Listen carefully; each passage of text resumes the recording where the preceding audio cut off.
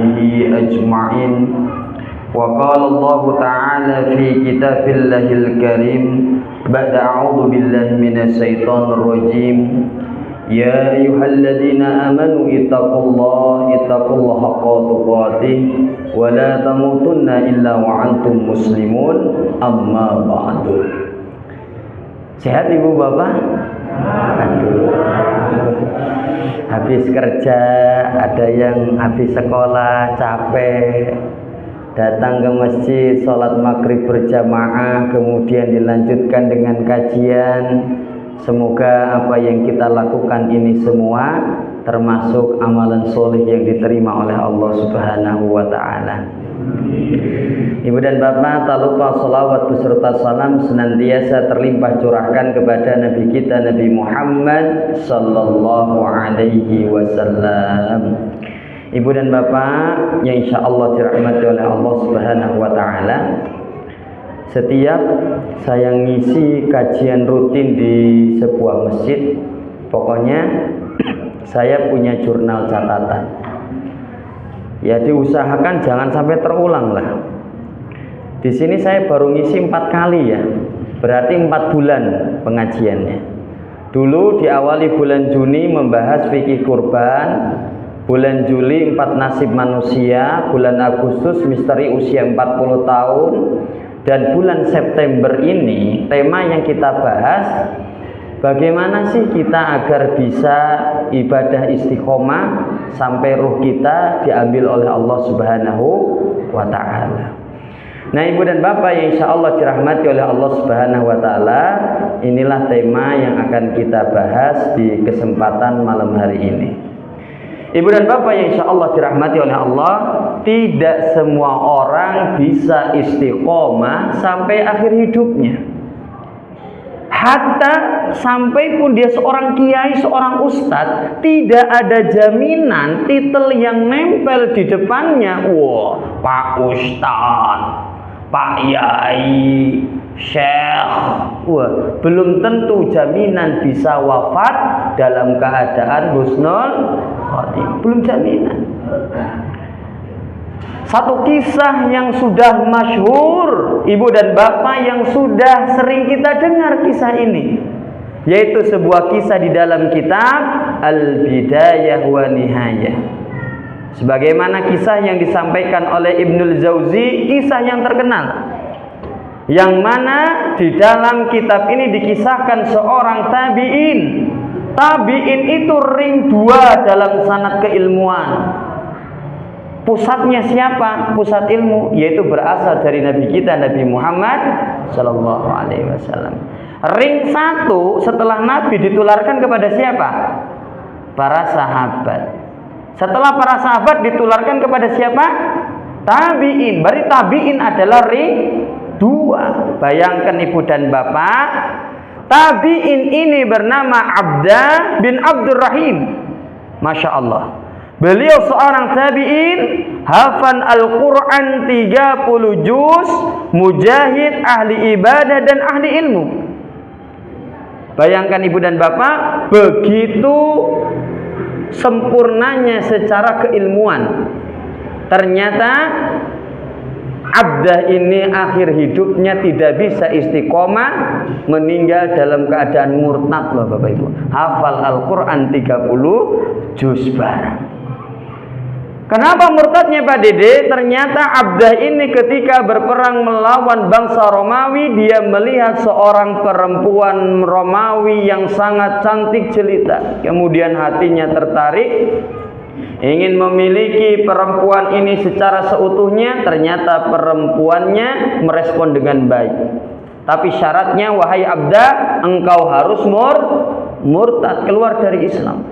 Maka Abdah ini kemudian murtad. Dan sahabat-sahabat Abdah pada zaman itu geger kabeh Bapak Ibu.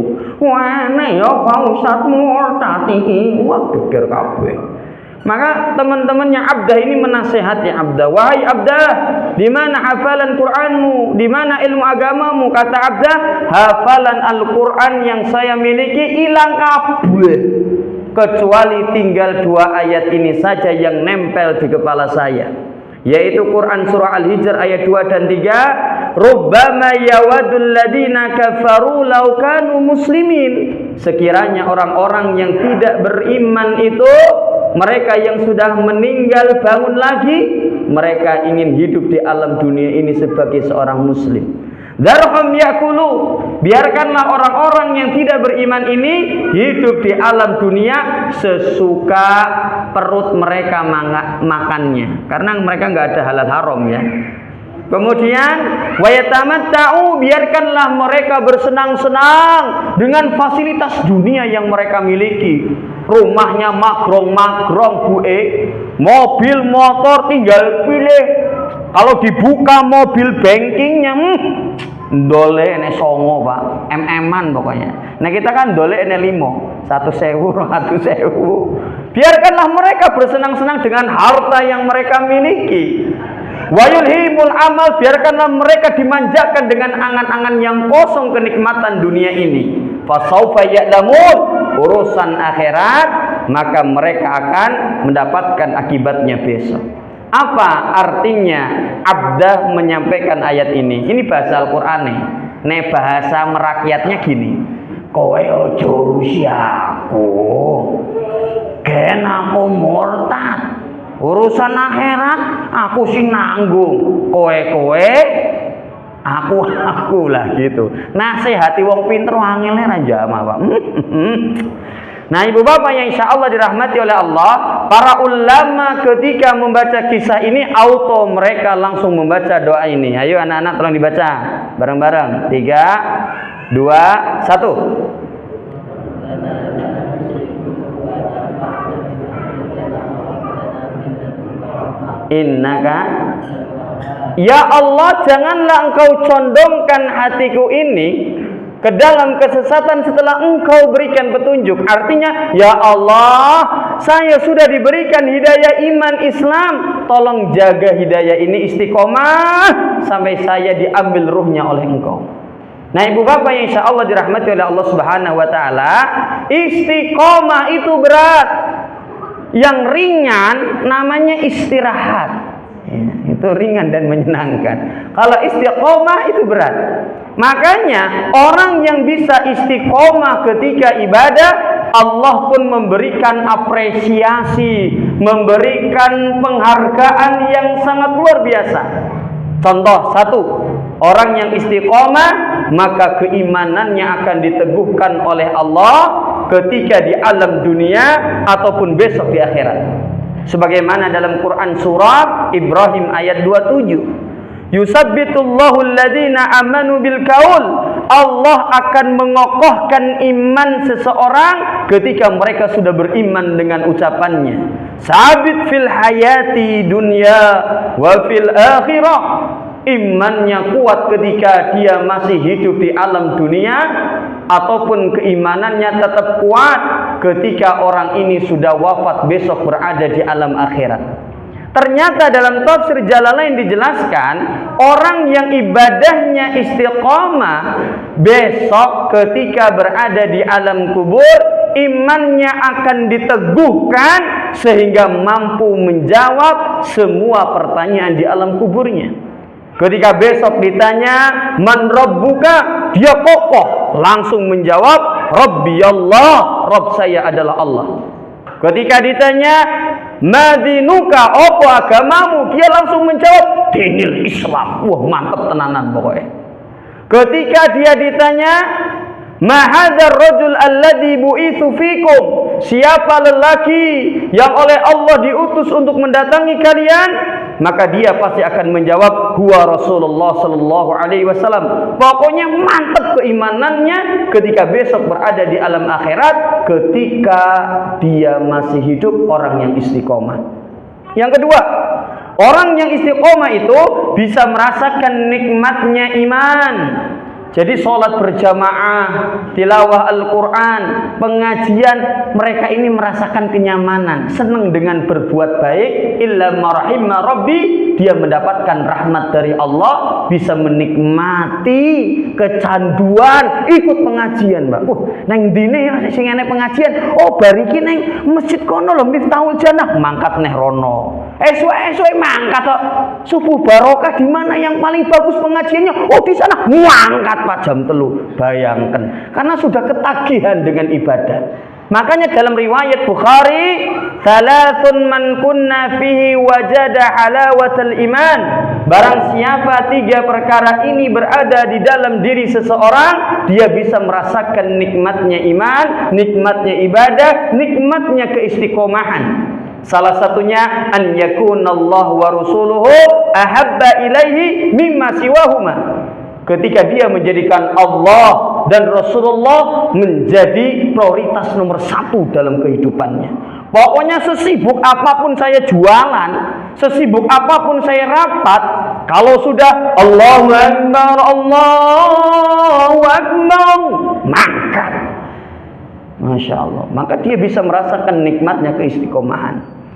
Nah ibu bapak yang insya Allah dirahmati oleh Allah, contohnya ketika suatu hari Rasulullah selesai berperang mau pulang ke kota Madinah, ternyata kemalaman. Kemudian Rasul mendirikan sebuah tenda, dan tendanya dijaga oleh 2 sahabat yang bernama Ammar bin Yasir dan Abbad bin Basar. Dibagi 2, maghrib sampai jam 12 malam yang jaga Ammar, sedangkan Abbad ini istirahat. Ammar kemudian mikir, wow, kalau cuman buat jaga saja, eman ini malamnya, saya isi dengan sekalian tahajud. Tahajud dia, qiyamul lail, Allahu Akbar. Ketika asik sedang tahajud Bapak, tiba-tiba ada sniper, mata-mata, bawa panah, ada yang berjaga nih. Maka Ammar bin Yasir yang sedang qiyamul lail lalu dipanah oleh sniper ini, mata-mata ini. Ternyata Ammar ini tidak bergoyang, walaupun badannya sudah tertusuk anak panah 1. Darah mulai keluar anget. Dia tetap lanjut sholat. Sampai 3 anak panah masih antengi, mulai darah bercucuran. Saking antengnya sniper ini wedi dhewe. Iki wong apa jin ya? Ora ambro. Wedi dhewe mlayu. Singkat cerita, kemudian salam lalu membangunkan Abbad. Wahai Abbad bin Basar, istiqadhu minan naum. Ayo, wake up. Aya naon gitu. Itu loh, ada sniper. Waduh, ini sudah berdarah semua gitu ya. Wahai Ammar bin Yasir, kenapa engkau tidak membangunkan diriku ketika anak panah pertama menusuk badanmu? Apa jawaban Ammar bin Yasir? Wahai Abbad bin Basar, saat itu saya sedang qiyamul lail dan saya sedang membaca surah Al-Kahfi. Saya merasakan nikmatnya surah itu, mau tak putus eman. Waduh. Nah kita suemen mami. Masya Allah. Nomor 3, orang yang ibadah istiqomah, dia akan tenang hidupnya. Kenapa? Dapat dekengan pusat. Dijaga langsung oleh Allah. Sebagaimana dalam hadis riwayat At-Tirmidzi, ya ghulam inni uallimuka kalimat ihfadillah yafadga. Orang-orang yang senantiasa menjaga syariatnya Allah, menjaga keistiqomahannya, maka Allah pun akan menjaga dia. Contohnya kasus longsor Banjarnegara ya. Jadi suatu hari ini udah masyhur dulu. Kamu udah lahir belum ya? Belum, balik. Kelahiran tahun berapa? 2000? Wadidaw gitu ya. Jadi dulu ketika terjadi longsor Banjarnegara, satu kampung ini tertimpa semua kecuali rumah putih ini di bawah bukit, ternyata malahan selamat. Selidik punya selidik, ternyata rumah ini digunakan untuk dakwah, digunakan untuk belajar TPA, untuk pengajian ibu-ibu ya. Ketika masih hidup menjaga syariat Allah, ketika terjadi musibah, Allah pun menjaga rumah tersebut. Bahkan kebun jagung belakang rumahnya itu tidak tertimbun oleh tanah. Ibu bapak yang insya Allah dirahmati oleh Allah, ketika kita menjaga keistiqomahan, bukan hanya diri kita saja yang dijaga oleh Allah, akan tetapi holistik, menyeluruh. Keluarga besar kita, anak keturunan kita dijaga oleh Allah Subhanahu wa taala juga. Sebagaimana yang disampaikan oleh Umar bin Abdul Aziz di dalam kitab Jami'ul Ulum wal Hikam, "Ma min muslimin, ma min mu'min yamutu," tidaklah seorang mukmin ini meninggal ketika masih hidup, dia adalah orang yang istiqomah dalam ibadah, illa hafidullah fi akibihi wa akib akibihi, maka auto anak keturunannya akan diperhatikan oleh Allah, akan dijaga oleh Allah. Dan selanjutnya yang nomor 4, orang yang bisa ibadah istiqomah, maka orang ini hidupnya ini tenang. Artinya apa? Hidup di alam dunia ini tidak lepas dari masalah dan ujian. Betul apa betul Bapak Ibu? Selama jenengan masih hidup di alam dunia, tidak mungkin bisa lepas dari masalah, Bu. Kenapa? Karena di dalam hadis dijelaskan, innal mu'min khuliqa mufattana, tidaklah seorang mukmin itu diciptakan oleh Allah kecuali untuk diuji. Makanya Ibu dan Bapak, dulu Adam dan Hawa tinggalnya di mana? Di surga. Karena melanggar larangan Allah memakan buah khaldi, dihukum. Diturunkan di mana? Di alam dunia. Berarti alam dunia itu tempat hukumannya siapa? Nabi Adam dan jenengan sekarang ada di alam dunia loh, Bu. Berarti jenengan berada di alam hukumannya Allah. Loh, kan horor. Makanya Ibu dan Bapak yang insya Allah dirahmati oleh Allah, ketika ada seseorang dari Khurasan, dia ini melakukan perjalanan jauh sampai ke negeri Irak, ketemu dengan Imam Ahmad bin Hanbal. Orang ini dari Khurasan bertanya, "Wahai Imam Ahmad, aku ingin bertanya jauh-jauh ke sini. Kapan kita sebagai seorang muslim bisa lepas dari masalah?" Maka jawaban dari Imam Ahmad, "Inda awwali qadamin," ketika salah satu kakimu yada'uha fil jannah, sudah menginjak tanah di surga, itu baru bisa lepas dari masalah dan kesulitan. Selama kita masih berada di alam dunia, pasti ada masalah, pasti. Betul apa betul Bapak Ibu? Dan orang-orang yang bisa ibadah istiqomah, Allah berjanji, "Wa may yattaqillah yaj'al lahu makhraja." Ada masalah tapi mudah jalan keluarnya. Ada masalah tapi mudah penyelesaiannya. Berangkat kerja pagi-pagi, tiba-tiba motornya bocor atau bensinnya habis. Aduh, bensinnya habis. Qadarullah neng buri. Ene apa Pak Dede? Bensin entek wis jenengan teng mriki tak goleke bensin. Alhamdulillah. Udah loh. Aduh, ya Allah, ini sakit perut. Ternyata dicek, usus buntu, Mak. Alhamdulillah gratis BPJS gitu misalnya. Waduh, istrinya ini mau lahiran, aduh. Ternyata anaknya kelilit usus, Pak. Dua lehernya, aduh ini harus dioperasi sesar. Gimana uangnya? Tenang, ada BPJS juga katanya. Waduh. Intinya ada masalah, gampang jalan keluarnya. Inilah kelebihan orang yang ibadah istiqomah. Dan selanjutnya Ibu dan Bapak, orang yang ibadah istiqomah, maka dia senantiasa dilimpahkan kebahagiaan dalam hidupnya. Orang bahagia menurut penelitian, di kepalanya keluar kelenjar namanya pituitari. Kelenjar ini menghasilkan 4 hormon kebahagiaan: dopamin, serotonin, oksitosin, dan endorfin. Kalau kelenjar ini mengeluarkan 4 hormon ini, orang ini jadi bahagia.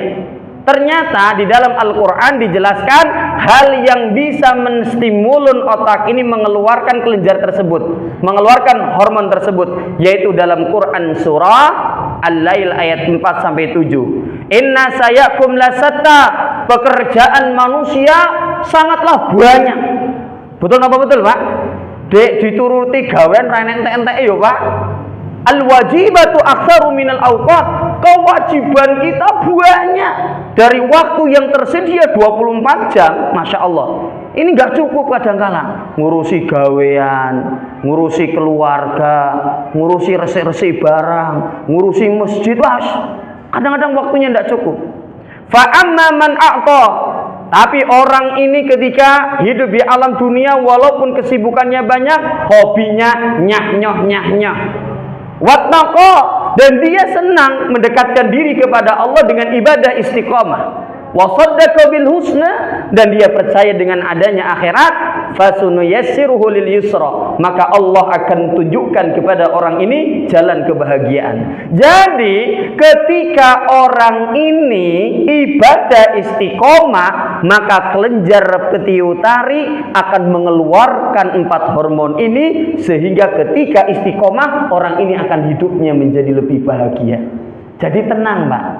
Makanya dalam Quran surat An-Nahl ayat 97, man 'amila shalihan, barang siapa yang beramal soleh, min dzakarin au untha, baik dia laki-laki ataupun perempuan, wa huwa mu'minun, dan dia beriman kepada Allah, fala nuhyiyannahu hayatan thayyibatan, maka Allah akan memberikan kepada dia kehidupan yang bahagia, Bapak Ibu. Jadi makin istiqomah, hidupnya makin tenang, makin bahagia. Betul apa betul, Pak? Coba di luar sana orang yang jarang ke masjid, jarang ibadah, gersang hatinya, Bapak Ibu. Nah, Ibu Bapak yang insya Allah dirahmati oleh Allah Subhanahu wa Ta'ala, itulah keutamaan bagi orang yang suka ibadah istiqomah. Lah prakteknya di lapangan gimana, Pak Dede? Ekspektasi dan realita. Apakah istiqomah itu gampang, Pak Dede? Enggak. Sudah dibilang kok istiqomah itu abot. Sing ringan apa tadi? Istirahat, glundang-glundung kok semongko ngono ya. Contoh, orang yang sholat subuh berjamaah dengan yang tidur banyak mana? Ini santri-santri waktu pulang ke rumah sama di asrama, ayo. Neng asrama kita serogop, neng rumah wae rene sing nangis ngebo ae ya. Nah, rapel kok sholat subuh kami sholat duha, kan bahaya ini. Contoh yang lain, baca Al-Quran dengan baca WA, banyakan mana ya Bu Neng WC baca WA kok balesi barang ngono ya. Cek mendingan neng WC sing ngeri sambil naik motor itu loh, Pak. Balesi WA kan horor tenanan iki. Aku rada anyel jane kalau ada orang naik sambil motor balesi WA. Soalnya yang membahayakan bukan untuk dia, tapi orang yang lain juga bahaya gitu loh. Yang ngapunten, orang yang sregep nyenain kemis, yang sregep puasa ayamul bid, sama sing seneng jajan banyak mana, Bapak Ibu? Hah? Pilih jajan no, tengkleng, gulai, soto bogiem, blab pokoknya ya. Wah. Yang ngapunten, beli barang yang branded apa-apa, langsung los dol, pokoknya rasa mikir. Beli iPhone terbaru, beli motor, beli rumah, mobil dan sebagainya, nyah-nyoh. Tapi pas wayahe kurban, rada mikir-mikir saya gue ya. Gitu loh Ibu. Berdasarkan fakta di lapangan ini, istiqomah ternyata berat. Terus gimana Pak Dede agar kita bisa istiqomah dalam beragama Islam ini, dalam ibadah ini? Yang pertama, Bapak Ibu, kalau pengen istiqomah, ketika beramal soleh, hendaklah ikhlas karena Allah Subhanahu wa Ta'ala. Kenapa Pak Dede? Ingat ada satu hadis yang horor dalam riwayat Bukhari, ar-rajul liya'malana zamanu tawil bi'amali ahlil jannah. Ada seorang laki-laki dalam waktu yang lama sepanjang hidupnya, dia ini orang yang baik, terkenal melakukan amalan kebaikan, amalan-amalan penghuni surga. Thumma yukhtimu lahu amalihi bi amali ahli nar. Pas penghujung akhir hidupnya, malahan dia berbuat amalan penghuni neraka, kemudian dimasukkan ke dalam neraka. Wah, padahal waktu mudanya, remajanya, dewasanya ngaji neng endi-endi, semangat ibadah, semangat pengajian, terakhir meninggal pas nyoba main tabjikiyah. Wah, ora kelenger ya. Ternyata kenapa orang mengecap dia ini orang baik? Zahir orang melihatnya gitu orang soleh, tapi kenapa meninggalnya di tempat perjudian? Ternyata di dalam hadis yang lain dijelaskan, innar rajul la ya'malu bi amali ahlil jannah fima yabdulin nas. Sesungguhnya ada seorang laki-laki, orang ini terkenal berbuat amalan kebaikan ahli surga. Orang-orang sampai membranding dia, itu Pak Ustaz. Ngecap dia itu orang soleh, primus, pria musolah pokoknya. Wah, Akan tetapi kata Allah, wa innahu lamin ahlin nar, hakikatnya sesungguhnya padahal dia ini Pak calon penghuni neraka. Ternyata ketika berbuat kebaikan apapun jenisnya, ternyata niatnya bukan untuk Allah, tapi membranding diri. Kan sekarang lagi musim ini ya, biar kelihatan soleh gitu ya. Jadi hati-hati ibu dan bapak. Makanya ada beberapa nasihat ulama. Contohnya Yahya bin Abi Katsir mengatakan, ta'allamunan niyah, pelajarilah dengan sungguh-sungguh tentang ilmu niat. Kenapa? Fa innaha, karena sesungguhnya niat itu ablagu minal amal, akan lebih dulu sampai kepada Allah daripada amal. Kan niat dulu yang dinilai oleh Allah, padahal belum dilakukan amalnya, tapi kalau niatnya sudah baik, itu duluan sampai kepada Allah. Nah ibu bapak yang insya Allah dirahmati oleh Allah, sekelasnya ulama besar yang bernama Sufyan Ats-Tsauri mengatakan, ma'alajat say'an asyadda ala maniyati li'annaha tataqallabu alayya. Sesuatu yang paling berat untuk diluruskan buat saya adalah meluruskan niat, karena niat itu sering bolak-balik. Nah ibu bapak yang insya Allah dirahmati oleh Allah, ingin ibadah istiqomah, setiap beramal soleh hendaklah ikhlas karena Allah. Bisa diterima nggih? Ikhlas itu nggak bisa instan. Ikhlas itu butuh fase dan proses. Orang pengen ikhlas dalam beramal, satu harus dipaksa dulu. Setelah dipaksa, yang kedua akan merasakan tersiksa. Kalau sudah tersiksa, yang ketiga akan merasa biasa.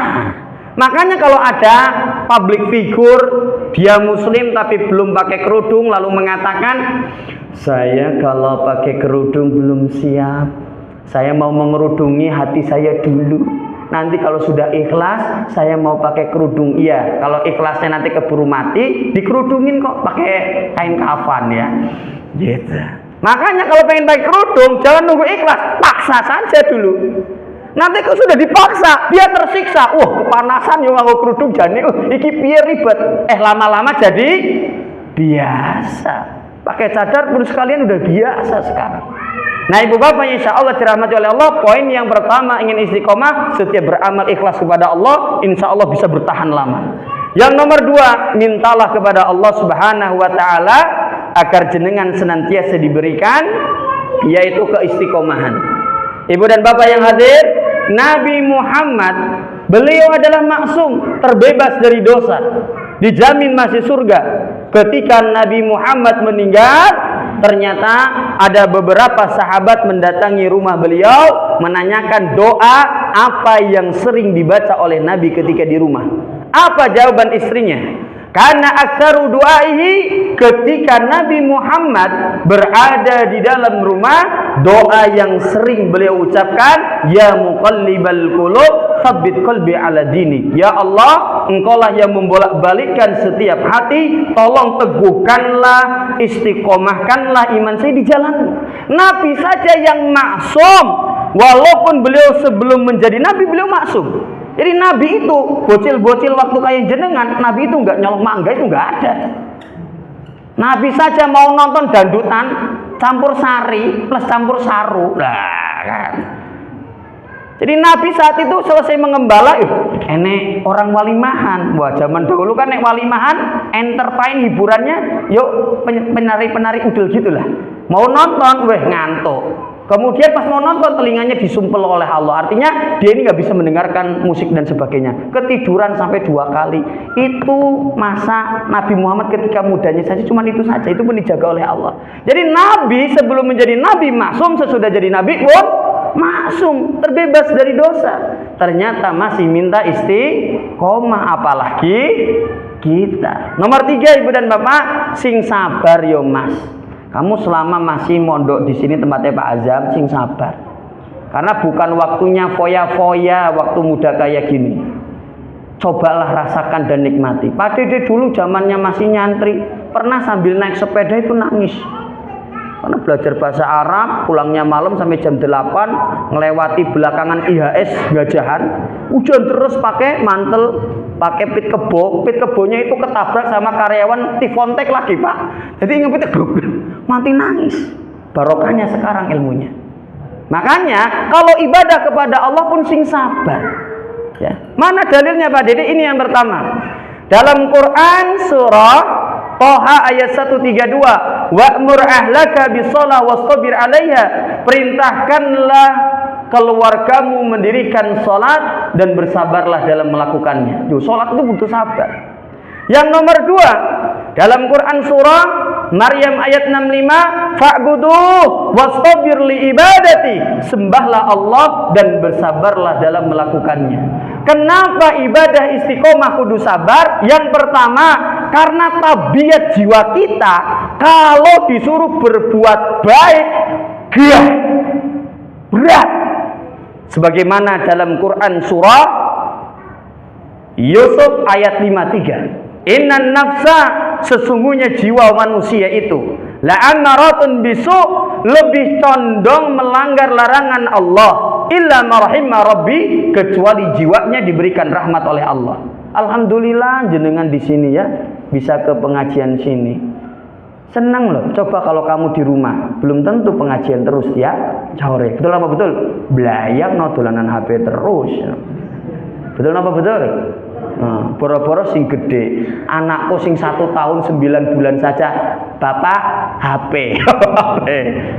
Bocil kurang 2 tahun HP, onene gerang-gerang koyo ngene ya. Nah ibu bapak yang insya Allah dirahmati oleh Allah, jiwa kita ini tuh malas untuk berbuat baik. Illa marahimma rabbi, kecuali diberikan rahmat oleh Allah sehingga senang pengajian, senang ibadah dan sebagainya. Makanya paksakanlah diri kita untuk melakukan kebaikan-kebaikan, karena di dalam diri kita sudah terdapat keburukan-keburukan. Nah selanjutnya, kenapa ibadah itu kudu sabar? Karena iblis ini senantiasa menggoda kita untuk agar kita tidak istiqomah gitu loh. Sebagaimana dalam Quran surah Al-A'raf ayat 16 sampai 17, qala fa bima agwaitani la'aqudanna lahum siratakal mustaqim. Ya Allah, karena engkau telah mengecap hamba sebagai makhluk yang hina, maka aku akan menggoda semua anak keturunan Adam dari jalanmu yang lurus. Gimana caranya agar mereka ini tidak bisa istiqomah? Kami goda mereka dari arah depan, dari arah belakang, dari samping kanan, samping kiri. Wala tajidu aktsarahum syakirin. Pokoknya piye caranya agar yang istiqomah itu sedikit. Maka digoda terus. Maka kudu sing sabar. Nah selanjutnya, kalau ingin istiqomah setelah ikhlas, setelah yang kedua apa tadi? Minta kepada Allah ya muqallibal qulub, tsabbit qalbi ala dini. Yang ketiga sih sabar, puasa Senin Kamis ya sabar, jamaah ya sabar. Nomor 4, carilah teman-teman yang baik. Ini sangat mempengaruhi keistiqomahan kita. Ini kisahnya nyata Ibu dan Bapak. Jadi dulu saya makan bruto itu tidak senang. Jadi kan senang nama mboten Pak? Senang. Gila saya dulu bruto kan cedak anu ya. Gak aku. Tapi suka diajak temen plus dibayari soalnya Pak. Nah, Pak Dede, ayo makan siang sama saya. Ayo mangkat. Ini loh makan bruto Pak Dede enak. Ora coba sik to Pak Dede. Tak coba ya 1. Kok rasanya gini ya? Dicobanya pakai sambal sama nasinya hangat itu loh. Oh, siap gitu ya. Dicoba lagi. Oh, rada enak ini. Lama-kelamaan enak. Sekarang saya doyan bruto, Bu. Gara-gara koncoku iki lho sing traktir bruto terus. Saya paling suka juga makan bakso. Paling suka bakso kosongan, sawinya yang banyak, kasih sambal plus cuka. Gemecer aku. Pedas, kecut, seger. Dan kalau jajan sama Bu, saya ngajak Ustadz Andi juga. Beliau guru SBK orang Singapuran. Ketika jajan makan bareng. Wah, Pak Dede apa enak sih bakso dikasih cuka? Coba dulu Pak Andi. Enak yo. Sekarang Pak Andi setiap jajan bakso dengan istrinya keluar, yang dicari apa Bu? Cuka. Nyuwun ngapunten, ternyata selera makan teman saja bisa menular, Pak. Apalagi kita berteman dengan ahli orang puasa Senin Kemis, orang ini ahli dalam tilawah Al-Quran, deket-deket sama mereka, kita mulai tertarik. Istiqomah banget ya puasanya Senin Kemis, rasanya piye tuh ya, besok tak coba. Tuh kan ketularan. Makanya ibu dan bapak, di dalam kitab Minhajul Qasidin, Imam Ibnul Jauzi berkata kayak gini ucapannya, fa inna toba yasriku min tobai.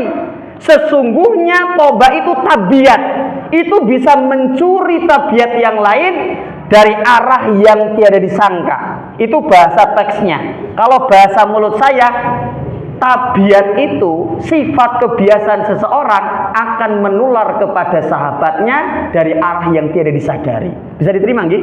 Contoh, orang seneng brutu jadi senang brutu. Teman saya nggak senang cuka, sekarang jadi senang cuka. Makanya kalau mas-mas di sekolah ketemu teman yang buruk, lebih baik dijauhi saja.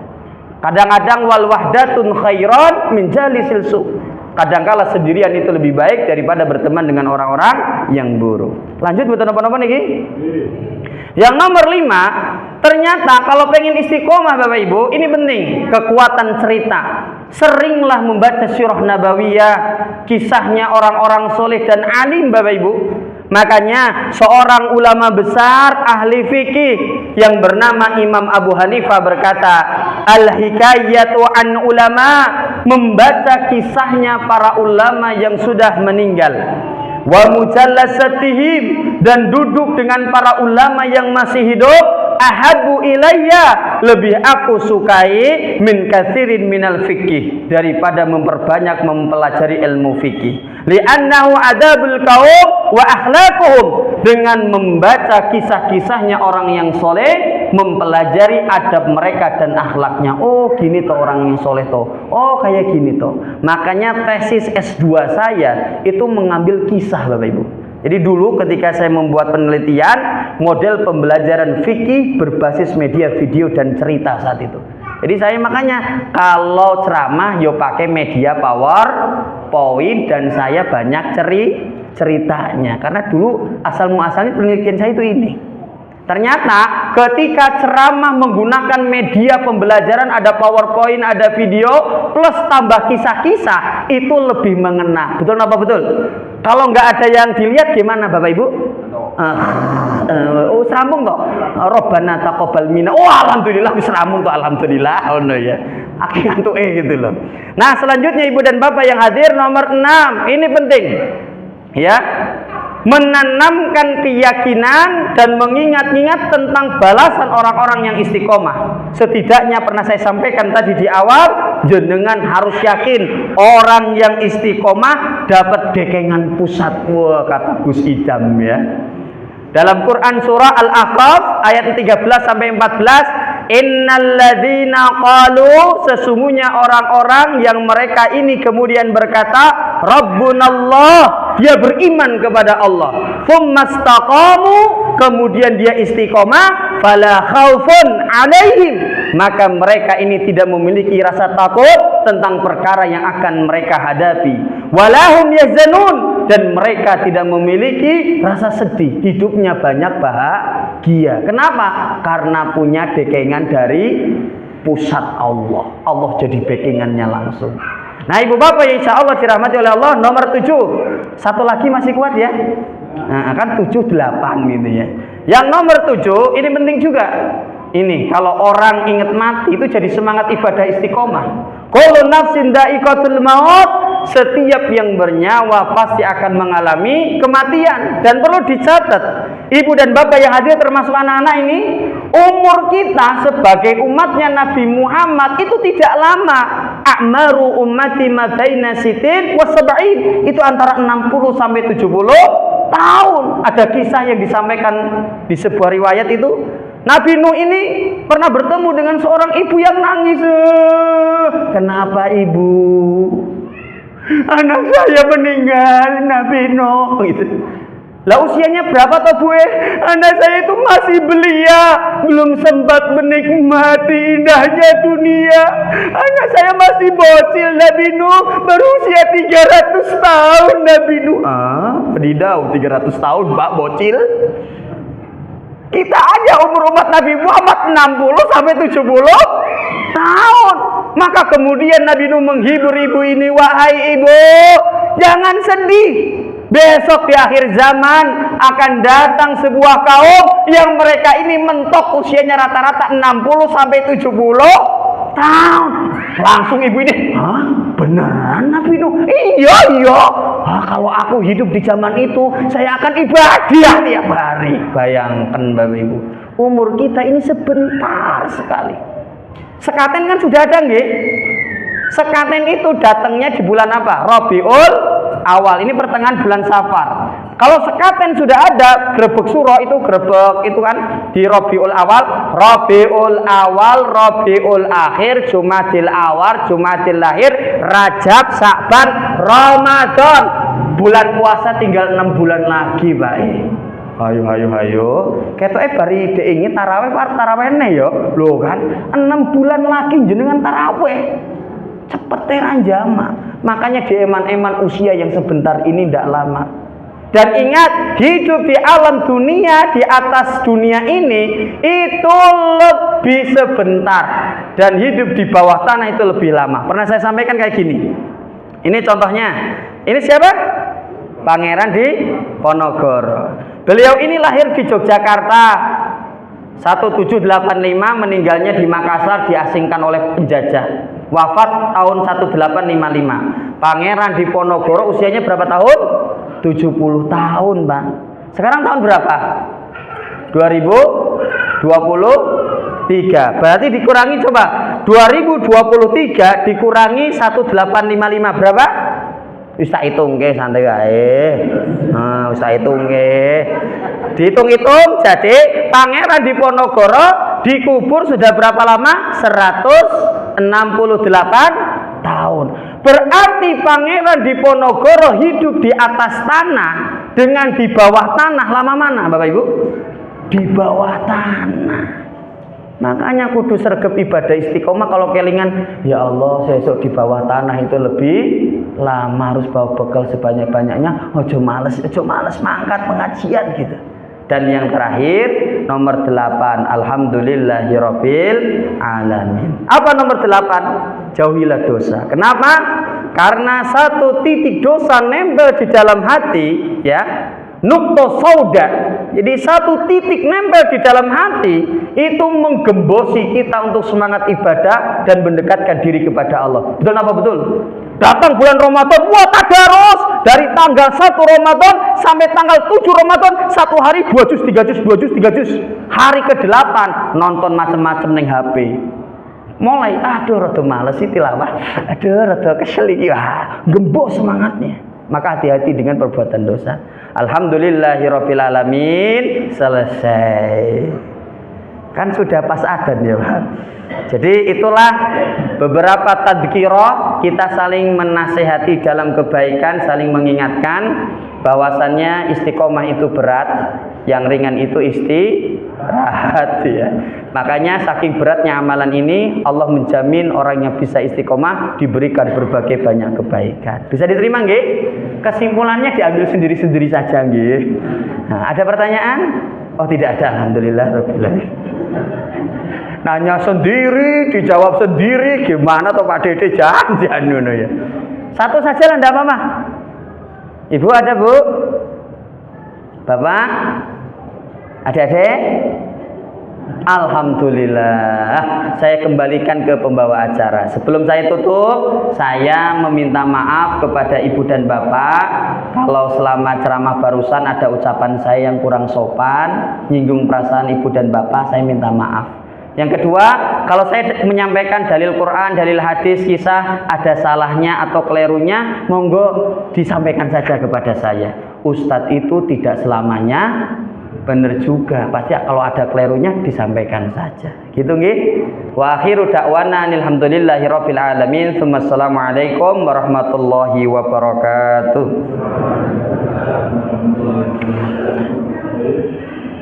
luar biasa pentingnya istiqomah. Siap. Satu, mengokohkan keimanan dalam kehidupan dunia dan akhirat, merasakan nikmatnya iman, akan tenang hidupnya, dijaga Allah, solusi dari rutin hidup, dilimpahkan kebahagiaan, dan tips yang kita istiqomah, yaitu satu, beramal ikhlas lillahi ta'ala, karena Allah SWT minta kepada Allah, berdoa, Rabbana la tuzigh qulubana ba'da idh hadaytana wa hab lana min ladunka rahmah innaka antal wahhab. Sabar dalam ibadah, cari teman yang baik, ya, sahabat itu berulang, banyak membaca surah kisah orang-orang soleh, menanamkan keyakinan keutamaan istiqomah, ingat mati, dan yang terakhir adalah jauhi dosa. Ini luar biasa, mudah-mudahan kita semua bisa menjalankan, yaitu beribadah dengan istiqomah sampai akhir zaman, akhir mati kita, jangan sampai kisahnya tadi apa itu dengan diri kita. Kadang nanti setelah kita menjalankan sholat, nanti ada sajian itu kita nikmati, ya. Akhirnya monggo kita akhiri dengan bacaan hamdalah dan doa kafaratul majelis. Alhamdulillahirabbil alamin. Subhanakallahumma wa bihamdika asyhadu an la ilaha illa anta astaghfiruka wa atubu ilaik. Assalamualaikum warahmatullahi wabarakatuh. Waalaikumsalam warahmatullahi wabarakatuh.